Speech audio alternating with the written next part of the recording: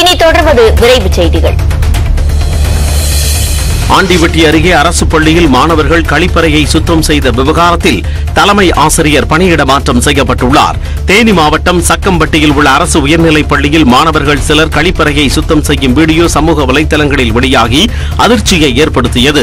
மாவட்ட முதன்மை கல்வி அலுவலர் செந்தில்வேல் முருகன், பெரியகுளம் கோட்டாட்சியர் சிந்து ஆகியோர் விசாரணை நடத்திய நிலையில் தலைமை ஆசிரியர் ஜனகராஜை திண்டுக்கல் மாவட்டம் எழுவனம்பட்டி அரசு உயர்நிலைப் பள்ளிக்கு பணியிட மாற்றம் செய்து பள்ளி கல்வித்துறை இணை இயக்குநர் நரேஷ் உத்தரவிட்டுள்ளார். கோவை கருமத்தம்பட்டியில் ஊருக்குள் வராமல் தேசிய நெடுஞ்சாலை வழியாக பேருந்துகள் இயக்கப்படுவதை கண்டித்து கிராம மக்கள் 2 தனியார் பேருந்துகளை சிறைபிடித்து போராட்டத்தில் ஈடுபட்டனர். கோவை அருகே கருமத்தம்பட்டி வழியாக செல்லும் பேருந்துகள் ஊருக்குள் வராமல் சேலம் கொச்சின் தேசிய நெடுஞ்சாலை மேம்பாலத்தில் ஏறிச் செல்வதால் அப்பகுதி மக்கள் அவதிக்குள்ளாகினர். இது தொடர்பாக வட்டார போக்குவரத்து அதிகாரிகளிடமும் மக்கள் முறையிட்டனர். இந்த நிலையில் நேற்று மாலை கல்லூரி மாணவிகள் பயணித்த தனியார் பேருந்து கருமத்தம்பட்டிக்குள் வராமல் மேம்பாலத்தில் சென்றதால் அப்பகுதி மக்கள் அந்த பேருந்துகளை சிறைபிடித்தனர். இதனால் சிறிது நேரம் அப்பகுதியில் போக்குவரத்து பாதிக்கப்பட்டது. மீண்டும் அந்த 2 பேருந்துகளும் காவல்துறையினர் அறிவுரைப்படி ஊருக்குள் வந்து சென்றதால் மக்கள் போராட்டத்தை கைவிட்டனர்.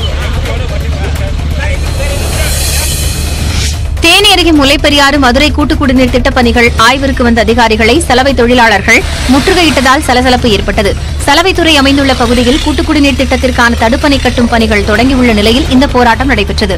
மாற்று சலவைத்துறை, படித்துறை, மின் இணைப்பு மற்றும் துணி காய வைக்கும் இடம் உள்ளிட்ட 6 அம்ச கோரிக்கைகளை நிறைவேற்ற வேண்டும் என்றும் அவர்கள் கோரிக்கை விடுத்தனர். அதிகாரிகள் அளித்த உறுதியை தொடர்ந்து அவர்கள் கலைந்து சென்றனர். மதுரையில் காதல் மனைவியை பட்டப்பகலில் கத்தியால் குத்தி கொலை செய்த கணவனை போலீசார் கைது செய்தனர். மதுரை அருகே உள்ள கீரத்துறையைச் சேர்ந்தவர் பழனி. இவரும் மதுரை தெற்கு வெளி வீதியைச் சேர்ந்த வர்ஷா என்ற பெண்ணும் காதலித்து பெற்றோர் சம்மதமின்றி கடந்த சில வருடங்களுக்கு முன்பு திருமணம் செய்து கொண்டனர். திருமணத்திற்கு பின்னர் ஏற்பட்ட கருத்து வேறுபாட்டால் இருவரும் பிரிந்து வாழ்ந்து வந்த நிலையில் தன்னுடன் மீண்டும் சேர்ந்து வாழ வருமாறு வர்ஷாவை பழனி வற்புறுத்தி வந்துள்ளார். இந்நிலையில் மதுரை தெற்கு வெளி வீதி அருகே உள்ள கடை ஒன்றில் நின்று கொண்டிருந்த வர்ஷாவை இருசக்கர வாகனத்தில் வந்த பழனி கத்தியால் குத்தி கொலை செய்து விட்டு தப்பி ஓடினார். இதையடுத்து விசாரணை மேற்கொண்ட போலீசார் பழனியை கைது செய்தனர். கடலூர் மாவட்ட எஸ்பி உட்பட 5 IPS அதிகாரிகளை பணியிட மாற்றம் செய்து தமிழ்நாடு அரசு உத்தரவிட்டுள்ளது. ராணிப்பேட்டை மாவட்ட காவல் கண்காணிப்பாளராக தீபா சத்யன் நியமிக்கப்பட்டுள்ளார். சென்னை கொளத்தூரில் ADSP-யாக பணியாற்றி வந்த ராஜாராமன் கடலூர் மாவட்ட புதிய SP-யாக நியமனம் செய்யப்பட்டுள்ளார். கோவையில் கல்லூரி மாணவர்களை குறிவைத்து விற்பனைக்காக வைக்கப்பட்டிருந்த 156 கிலோ கஞ்சா சாக்லேட்டுகள் பறிமுதல் செய்யப்பட்டுள்ளன. நீலாம்பூர் பகுதியில் கஞ்சா சாக்லேட்டுகள் பதுக்கி வைக்கப்பட்டிருப்பதாக தகவல் கிடைத்துள்ளது. இதன் அடிப்படையில் சம்பவ இடத்திற்கு சென்ற தனிப்படை போலீசார் 10 லட்சம் ரூபாய் மதிப்பிலான கஞ்சா சாக்லேட்டுகளை பறிமுதல் செய்து பீகார் மாநிலத்தைச் சேர்ந்த சங்கர் திலீப்குமார் என்பவரை கைது செய்தனர்.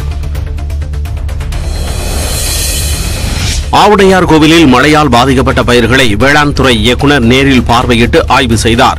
புதுக்கோட்டை மாவட்டம் ஆவுடையார் கோவில் சுற்றுவட்டார பகுதிகளில் சுமார் 40,000 ஏக்கர் பரப்பளவில் சம்பா சாகுபடி செய்யப்பட்டுள்ளது.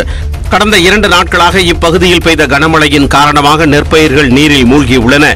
இந்த நிலையில் பூவலூர் கிராமத்தில் கனமழையால் ஏற்பட்டுள்ள பாதிப்புகளை ஆய்வு செய்த வேளாண் துறை இயக்குநர் அண்ணாதுரை பாதிக்கப்பட்ட விவசாயிகளுக்கு உரிய நிவாரணம் வழங்க நடவடிக்கை எடுக்கப்படும் என உறுதியளித்தார்.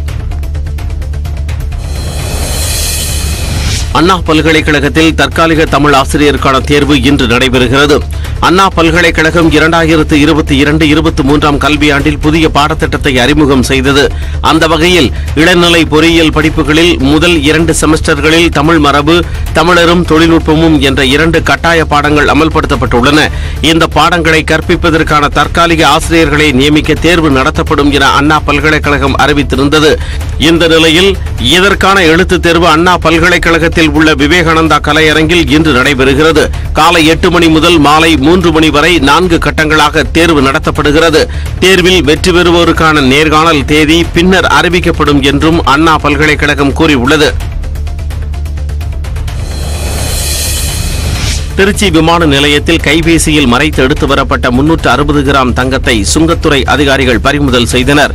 கோலாலம்பூரில் இருந்து வந்திறங்கிய பயணியின் உடைமைகளை சந்தேகத்தின் பேரில் அதிகாரிகள் சோதனைக்கு உட்படுத்தினர். அப்போது அந்த நபரின் டேப்லெட் வகையிலான கைபேசியை பிரித்து பார்த்தபோது அதில் 360 கிராம் தங்கத்தை தகடு வடிவில் மறைத்து எடுத்து வந்தது தெரிந்தது.